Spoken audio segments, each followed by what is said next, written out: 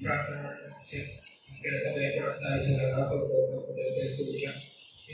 ഇങ്ങനെയുള്ള ദൈവത്തിന്റെ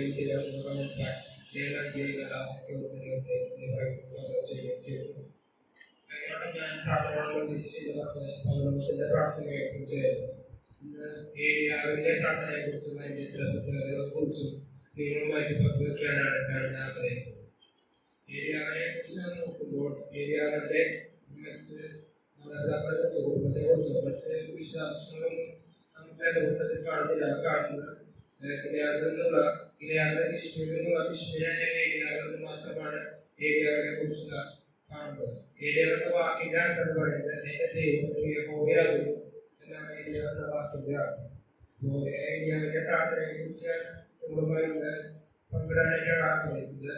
എന്റെ ഏരിയാവിന്റെ ഒന്നാമത്തെ പ്രാർത്ഥന നാം കാണുന്നത് 1 രാജാക്കന്മാർ 17-ന്റെ 1-ാം വാക്യത്തിലാണ്. 1 രാജാക്കന്മാർ 17-ന്റെ 1 അവിടെ വായിക്കുന്നത്, എന്നാൽ അതിനെ ഇഷ്മയായ ഞാൻ സേവിച്ചു നിൽക്കുന്ന ഇസ്രായേലിന്റെ ദൈവമായ യഹോവയാണ്, ഞാൻ പറഞ്ഞല്ലാതെ ഇയാളുടെ മഞ്ഞും മഴയും ഉണ്ടാവുകയില്ല എന്ന് പറയുന്നു. ഇവിടെ മഴയെ അടക്കാനായിട്ട് പ്രാർത്ഥിക്കുന്ന ഏരിയയാണ് കാണുന്നത്. ഇവിടെ പ്രാർത്ഥിക്കുന്ന വായിക്കുന്നില്ല. എന്നാൽ നാം യാക്കോബിന്റെ ലേഖനം 5-ാം അധ്യായത്തിലേക്ക് വരുന്നു. യാക്കോബിന്റെ ലേഖനം 5-ാം അധ്യായം അതിന്റെ 17-ാം വാക്യം. ഏരിയാവ് നമുക്ക് സമസ്വഭാവമുള്ള മനുഷ്യനായിരുന്നു. മഴ പെയ്യാതിരിക്കേണ്ടത് അവൻ പ്രാർത്ഥനയെ അപേക്ഷിച്ചു. 3 സംവത്സരവും 6 മാസവും ദേശത്ത് മഴ പെയ്തില്ല. ഇവിടേക്ക് വരുമ്പോൾ നമുക്ക് കൃത്യമായി മനസ്സിലാക്കാനായി സാധിക്കും. മഴയടക്കാനായിട്ട് ഏരിയാവ് പ്രാർത്ഥിച്ചു എന്ന് നമുക്ക് ഇവിടെ നിന്ന് മനസ്സിലാക്കുവാനായിട്ട് സാധിക്കും. നാം നോക്കുമ്പോൾ ഈ മഴയടക്കാൻ പ്രാർത്ഥിക്കുന്നത് പറയുമ്പോൾ നമുക്ക് അതൊരു കഠിനമായ പ്രാർത്ഥന എന്ന് നമുക്ക് വേണമെങ്കിൽ തോന്നും. കാരണം മഴയടച്ചാൽ ദേശത്ത് ക്ഷേമത്തിനും അതുപോലെ വരൾച്ചയ്ക്കും കാരണമായി തീരും. അപ്പോൾ അത് മരണത്തിനൊക്കെ കാരണമായി തീരുന്നതാണ്. അതുകൊണ്ട് മഴയടക്കുന്നത് എന്തിനാണ് അങ്ങനെ പ്രാർത്ഥിക്കുന്നത് ചിന്തിച്ചേക്കാം. എന്നാൽ നാം ആ ജലത്തിന്റെ അവസ്ഥ നോക്കുമ്പോൾ ആ യഹോവയിൽ നിന്ന് മാറി അന്യദൈവങ്ങളിലേക്ക് തെറ്റിപ്പോയിരിക്കുന്നതായിട്ട് കാണാം. അവർക്ക് ആരാധിക്കുന്നതൊക്കെയാണ് ആരാധിക്കുന്നത്. യഹോവയെ അവർ വിട്ടുമാറിയിരിക്കുന്നത് നമുക്ക് മനസ്സിലാക്കാൻ സാധിക്കും. അവർക്ക് മാനസാന്തരത്തിനുള്ള ഒരു ആഹ്വാനത്തിനായിട്ടാണ് ഒരു പ്രാർത്ഥനയാണ് ഏരിയാവിന്റെ പ്രാർത്ഥന കാണുന്നത്. അവർ ആന്യദൈവങ്ങളെ വിട്ട് ദൈവത്തിലേക്ക് വരുന്നതിന് വേണ്ടി ആണ് ഏരിയാവുടെ പ്രാർത്ഥനയിലേക്ക് നമുക്ക് മനസ്സിലാക്കാനായി സാധിക്കും. എന്നിട്ട് ഏരിയാവ് കാണുന്നത് ഇവിടെ ഏരിയാവ് അവരുടെ പറയുകയാണ്, ഞാൻ സേവിച്ചു നിൽക്കുന്ന ഇസ്രായേലിന്റെ ദൈവമായ യഹോവയാണ്, ഞാൻ പറഞ്ഞല്ലാതെ ഈ ആണ്ടുകളിൽ മഞ്ഞും മഴയും ഉണ്ടാകുകയില്ലെന്ന് പറഞ്ഞു. ഇന്ന് ഏരിയാവ് ആഹാബിനെ ഓർമ്മപ്പെടുത്തുകയാണ്. മഞ്ഞും മഴയൊക്കെ നിയന്ത്രിക്കുന്നത് യഹോവയാണെന്ന് ഏരിയാവിനെ ആഹാബിനെ ഏരിയാവിൽ നിന്ന് ഓർമ്മപ്പെടുത്തുന്നതായിട്ടാണ് നമുക്ക് കാണാൻ സാധിക്കുന്നത്. തുടർന്ന് ഈ പ്രാർത്ഥന ഏരിയാവ് മഴയടക്കാനെ പ്രാർത്ഥിക്കുമ്പോൾ തന്നെ ചിന്തിക്കുന്നില്ല. കാരണം ഈ മഴ അടക്കാൻ തന്റെ കാര്യം കഷ്ടത്തിലാവാനായിട്ടാണ് പോകുന്നത്. കാരണം താൻ തുടർന്ന് എന്ത് ചെയ്യും എന്ന് ഏരിയാവ് ഒരു പക്ഷെ ചിന്തിച്ചേക്കാം. എന്തായാലും ഏരിയാവ് ചിന്തിച്ചില്ല. കാരണം താൻ പ്രാർത്ഥിക്കുന്ന ദൈവം തന്നെ പുലർത്തുവാൻ വിശ്വസ്തനാണെന്ന് ഏരിയാവ് വിശ്വസിച്ചു. അത് തന്നെയാണ് തുടർന്ന് കാണുന്നത്. അത്ഭുതകരമായ കാക്കയിൽ കൂടെ ഏരിയാവിനെ കിരീടത്തിന്റെ അയൽവെച്ചപ്പോൾ കാണുന്നുണ്ട്.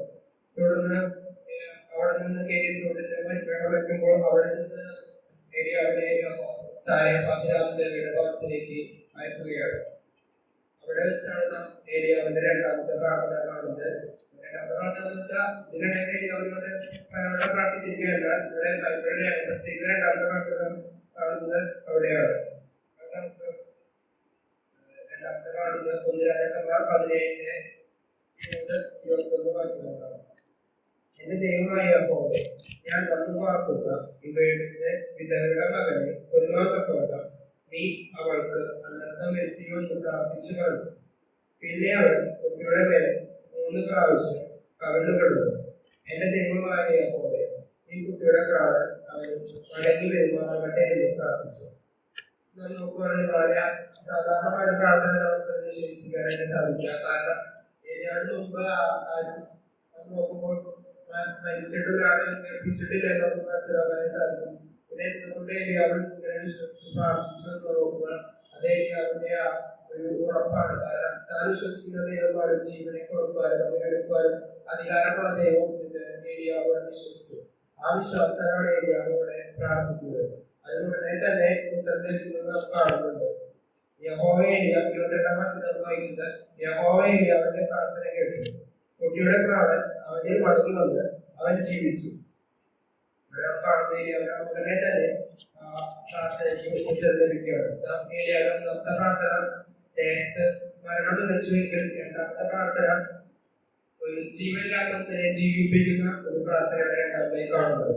ആദ്യത്തെ പ്രാർത്ഥന നോക്കുമ്പോൾ ആഹാബിന് മുമ്പിൽ യഹോവ മഴയും മഞ്ഞിനെയും നിയന്ത്രിക്കുന്നതെന്ന ആഹാബിന് മുമ്പിൽ വെളിപ്പെടുത്തിയത്.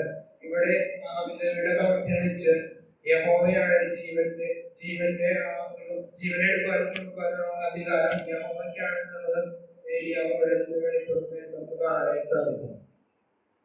ഇവിടെ രണ്ടാമത്തെ പ്രാർത്ഥനയിൽ നാം പിന്നെ കാണുന്നത് തന്റെ യഹോവ ഏലിയാവിന്റെ അടുത്ത് താൻ തുടർന്ന് ചെയ്യാൻ പോകുന്നത് അറിയുന്ന ഒരു മനോഹരമായ കാര്യങ്ങളാണ്. അതിന്റെ 18-ന്റെ 1-ാം വാക്യത്തിൽ കാണുന്നത് ഏറിയ നാൾ കഴിഞ്ഞിട്ട് 3-ാം സംവത്സരത്തിൽ ഏലിയാവിന് യഹോവയുടെ അരുളപ്പാടുണ്ടായി. നീ ചെന്ന് ആഹാബിൽ നിന്നെ തന്നെ കാണിക്കുക, ഞാൻ ഭൂതലത്തിൽ മഴ പെയ്യിക്കാൻ പോകുന്നു എന്ന് പറഞ്ഞു. ഇവിടെ യഹോവയോടെ മഴ നിൽക്കാനായി പ്രാർത്ഥിച്ചു. അത് കണ്ടതാണ്. എന്നാൽ ഇവിടെ താൻ മഴ പെയ്യിക്കാൻ പോകുന്നു എന്നുള്ളത് ഏലിയാവിനോട് ദൈവം പറയുന്ന ഒരു മനോഹരമായ ചിത്രം നാം 18-ാം വാക്യത്തിൽ കാണുന്നുണ്ട്. തുടർന്ന് ഏലിയാവിനോട് പറയുന്നുണ്ട് ആഹാബിൽ നിന്നെ തന്നെ കാണിക്കുക. അത് അങ്ങനെ തന്നെ അനുസരിക്കുന്ന ഏലിയാവിനെ കാണുന്നുണ്ട്. അവൻ പേടിച്ച് ആഹാബിനെ പോകാതിരിക്കുക. അവൻ ചിന്തിച്ച വാക്കനുസരിച്ച് അവൻ ആഹാബിന്റെ അടുത്ത് പോകുന്നതും നാം കാണുന്നുണ്ട്. തുടർന്ന് മൂന്നാമത്തെ പ്രാർത്ഥന നാം കാണുന്നത് അതിന്റെ 36-37 വാക്യങ്ങളാണ്. ഭോജനാലയത്തിൽ നേരമായപ്പോൾ ഏലിയാ പ്രവാചകൻ അടുത്തു ചെന്നു അബ്രഹാമിന്റെയും ഇസ്ഹാക്കിന്റെയും ഇസ്രായേലിന്റെയും ദൈവമായ യഹോവേ, ഇസ്രായേൽ നീ ദൈവമെന്നും ഞാൻ നിന്റെ ദാസനെന്നും ഈ കാര്യങ്ങളൊക്കെയും ഞാൻ നിന്റെ കൽപ്പനപ്രകാരം ചെയ്യുമെന്നും ഇന്ന് വെളിപ്പെട്ടു വരട്ടെ. യഹോവേ എനിക്ക് ഉത്തരം നൽകണമേ. ഈ ദൈവം തന്നെ യഹോവേ, നീ തങ്ങളുടെ ഹൃദയം വീണ്ടും ജീവിച്ചുവെന്ന് ഈ ജനം അറിയാത്തതിനെ എനിക്ക് ഉത്തരം നൽകണമേ എന്ന് പറഞ്ഞു. ഈ സന്ദർഭം നമുക്കറിയാം. ഏലിയാവ് ആഹാബിന്റെ അടുത്ത് പോയിട്ട് മറ്റേ ബാലിന്റെ പ്രവാചകന്മാരെ പ്രവാചകന്മാരെ വിളിച്ച് ജനത്തെയും വിളിച്ച് കാർമേൽ പർവ്വതത്തിന്റെ മുകളിലേക്ക് വിളിച്ചു നമുക്ക് കാണാനായി സാധിക്കും. എന്തുകൊണ്ട് നമ്മുടെ കാർമേലിന്റെ മുകളിലേക്ക് വിളിച്ചു ചോദിച്ചാൽ നമുക്ക് അവിടെ നോക്കി കാണാനായി സാധിക്കും. അവിടെ കാർമേൽ പർവ്വതം മുമ്പ് യഹോവയുടെ യഹോവയുടെ ആരാധിക്കുന്ന ഒരു സ്ഥലമായിരുന്നു. എന്നാൽ ഇന്ന് ഏലിയാവിനെ കണ്ടത് കാടും ശൂന്യവുമായി കിടക്കുകയാണ്. അവരുടെ യാഗപീഠം ഇടിഞ്ഞു കിടക്കുകയാണ്. അതിനുവേണ്ടി ജനത്തെയൊക്കെ ഏലിയാവ് വിളിച്ചു കൂട്ടുന്നുണ്ട്. എന്നിട്ട് പറയാണ് തീ കൊണ്ട് ഉത്തരം നൽകുന്നത് തന്നെ ദൈവം എന്ന് പറയുന്നുണ്ട്. എന്നിട്ട് ബാലിനെ അവർക്ക് സമയം കൊടുക്കുകയാണ്. അവരുടെ ദേവനെ സംരക്ഷിക്കാനായിട്ട് സമയം കൊടുക്കുന്നുണ്ട്. ഭോജനത്തിന്റെ ആ സമയമാവുന്നതുവരെ അവർക്ക് ഏലിയാവ് സമയം കൊടുക്കുന്നത് കാണാനായി സാധിക്കും. ആ സമയം എത്തിയപ്പോൾ ആദ്യം തന്നെ ആ യാഗപീഠം ഇടഞ്ഞു യാഗപീഠം അത് ശരിയാക്കുന്ന ഏലിയാവിനെയാണ് നാം കാണുന്നത്. തുടർന്ന് ഏലിയാവ് യാഗവസ്ത്രം അയച്ചിട്ടും ഒഴിച്ച് വെള്ളം കാണാൻ സാധിക്കും. അത് കഴിഞ്ഞിട്ടുള്ള പ്രാർത്ഥനയാണ് നാം 36-37 വാക്യങ്ങളുടെ അയച്ചു കേട്ടത്. അതിനും ദൈവം ഉടനെ തന്നെ ഉത്തരപ്പെടുന്നത് കാണാനായി സാധിക്കും. നമുക്ക് 38-ാം വാക്യത്തിൽ വായിക്കാനായി സാധിക്കും. ഉടനെ അവിടെ തീ ഇറങ്ങി ഹോമയാഗവും മണ്ണും ദഹിപ്പിച്ച് തോട്ടിലെ വെള്ളവും വറ്റിച്ചു കളഞ്ഞു. ജനമെല്ലാം അത് കണ്ട് കവിഞ്ഞു വീണു. യഹോവ തന്റെ ദൈവം, യഹോവ തന്റെ ദൈവം എന്ന് പറഞ്ഞു. ഇവിടെ ഇപ്പോൾ നാം കാണുന്നത് ജനത്തിന്റെ മുമ്പിൽ യഹോവയാണ് ദൈവം, അതായത് മറ്റൊരുത്തരമല്ലായി ദൈവം എന്ന് വെളിപ്പെടുത്തുന്ന ഒരു ഏലിയാവിനെയാണ്.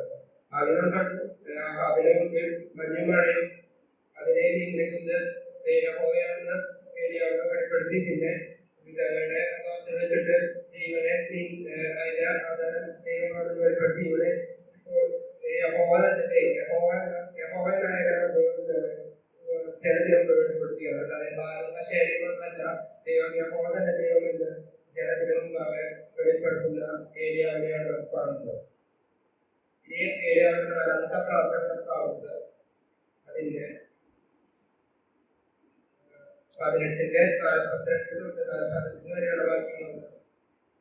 നമ്മൾ കാണുന്നത് ഏലിയാവ് കർമ്മേൽ പർവ്വതത്തിന് മുകളിൽ കയറി നിലത്ത് കുഴിഞ്ഞു. മുഖം തന്നെ മുഴങ്കാലുകളുടെ നടുവിൽ വെച്ചു. തന്റെ ബാല്യക്കാരനോട്, നീ ചെന്ന് കടലിനെ എന്ന് പറഞ്ഞു. അവൻ ചെന്ന് നോക്കിയിട്ട് ഒന്നുമില്ല എന്ന് പറഞ്ഞു. അതിനവൻ പിന്നെ 7 പ്രാവശ്യം ചെല്ലുക എന്ന് പറഞ്ഞു. 7-ാം പ്രാവശ്യമോ, ഇതാ കടലിൽ മനുഷ്യനെ കൈപ്പടി ചെറിയ മേലപ്പോകുന്നു എന്ന് പറഞ്ഞു. ഇവിടെ മുഴങ്കാലിൽ നിന്ന് പ്രാർത്ഥിക്കുന്ന ഏലിയാവിനെയാണ് കാണുന്നത്. എന്നാൽ മറ്റു പ്രാർത്ഥനകളെ വെച്ച് കൂടുതൽ വ്യത്യാസം കാണുന്നുണ്ട്. മറ്റു പ്രാർത്ഥനയ്ക്ക് ഏലിയാവിന് ഉടനടി ഉത്തരം ലഭിക്കുന്നതിനും കാണുന്നുണ്ട്. എന്നാൽ ഇവിടെ പ്രാർത്ഥിക്കുമ്പോൾ ആദ്യത്തെ പ്രാർത്ഥിക്കുമ്പോൾ ഉത്തരം ലഭിക്കുന്നില്ല. എന്നാൽ 2-3 വട്ടം പ്രാർത്ഥിച്ചപ്പോൾ ഏലിയാവിന് ഉത്തരം ലഭിക്കുന്നില്ല. എന്നാൽ അതിന്റെ ആശയായി പ്രാർത്ഥന നടത്തുന്ന ഏലിയാവിനെയാണ് നാം കാണുന്നത്. അതിനൊരു വീണ്ടും വീണ്ടും ഉത്തരം ലഭിക്കുന്നത് വരെ ഉത്സാഹത്തോടെ പ്രാർത്ഥിക്കുന്ന ഏലിയാവിനെയാണ് കാണുന്നത്. 7-ാം പ്രാവശ്യം ഏലിയാവിന് അദ്ദേഹത്തിന്റെ ഉത്തരം ലഭിക്കുന്നതായിട്ട് നാം കാണുന്നുണ്ട്. വായിക്കുന്നത്, അതേ അവൻ നീ ചെന്ന അവനോട് മഴ കടുപ്പായി കഴിയാതെ കൂടി ഇറങ്ങി പോകുന്നത് എന്ന് പറഞ്ഞു. ക്ഷണത്തിൽ ആകാശം മേഘവും കാറ്റും കൊണ്ട് കടത്തും, വൻമഴ പെയ്തു. ഇവിടെ ദൈവം മഴ പെയ്യാനുള്ള ഏലിയാവിന്റെ പ്രാർത്ഥന കേട്ട് ഉത്തരം നൽകുന്നത് നമുക്ക് കാണുന്നുണ്ട്. ഇതാണ് ഞാൻ ഏലിയാവിന്റെ 4 പ്രാർത്ഥനകളെ കുറിച്ച് ചിന്തിക്കാനായിട്ട് ആഗ്രഹിച്ചത്. നാം ഏലിയാവിന്റെ പ്രാർത്ഥന നോക്കിയാൽ ഏലിയാവിന്റെ വിശ്വാസം, ഏലിയാവിന്റെ ധൈര്യം, അതുപോലെ അതിന്റെ സ്ഥിരോത്സാഹം. വിശ്വാസം താൻ പ്രാർത്ഥിക്കുന്ന ദൈവം തനിക്ക് ഉത്തരം നൽകുവാൻ കഴിയുമെന്നുള്ള വിശ്വാസത്തോടു കൂടിയായിരുന്നു ഏലിയാവ് പ്രാർത്ഥിച്ചത്. മാത്രമല്ല താൻ പ്രാർത്ഥിക്കുന്ന ദൈവം അത്ഭുതങ്ങൾ പ്രവർത്തിക്കാൻ കഴിയുന്ന ദൈവത്തോടു കൂടിയാണ് ഏലിയാവ് പ്രാർത്ഥിച്ചത്. ഉത്തരം ലഭിക്കുന്നത് വരെ പ്രാർത്ഥിക്കുന്ന ഏലിയാവിന്റെ സ്ഥിരോത്സാഹം നമുക്ക് കാണുന്നുണ്ട്. ഈ ഏലിയാവിന്റെ പ്രാർത്ഥന മുഖാന്തരം ദൈവങ്ങളൊക്കെ മറ്റുള്ളവർക്ക് വെളിപ്പെടുത്തുന്നത് നാം കാണുന്നുണ്ട്. മാത്രമല്ല തെറ്റിപ്പോയ ഇസ്രായേൽ ജനത്തെ അതിൽ നിന്ന് മടക്കി വരുത്താൻ ഏലിയാവിന്റെ പ്രാർത്ഥന മുഖാന്തരമായി തീരുന്നു എന്ന് നമുക്ക് ഇതിൽ നിന്ന് മനസ്സിലാക്കാനായിട്ട് സാധിക്കും.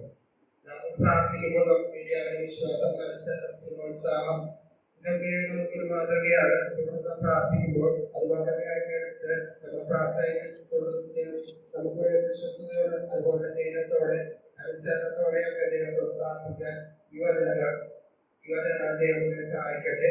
ദൈവം